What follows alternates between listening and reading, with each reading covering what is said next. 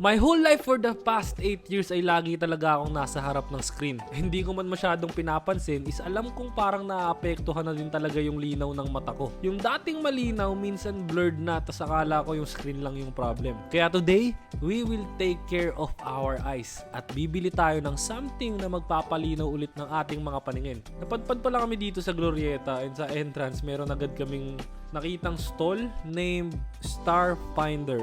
Iyon oh. So pumasok na kami dyan, tingin dito, tingin dyan, testing dito, testing dyan, hanggang sa nilapitan na kami ni ate para tulungang mamili. Dahil may mga certain frame na babagay sa specific shape ng mukha natin. Hindi ko nga alam na may ganun eh. Pero I know na from experience, bumabagay talaga sa akin yung medyo boxy type. So hanap tayo ng ganun. Until... Pin ko, ito na yan tol. Ewan ko ba sa pagkakaano ko. Nakita mo tol ang linaw tol. Ayun o. At ayun na nga, tama yung hinala ko na medyo malabo na pala yung mata ko. Solid kasi sa mismong store nila, mache-check na din yung mata mo and on that day makukuha mo na yung salamin mo. Bang! Linaw ng buhay tol! Grabe pre! Okay, so mukhang matalino na ako ngayon. And ayan, so new look. Kunyari, matalino.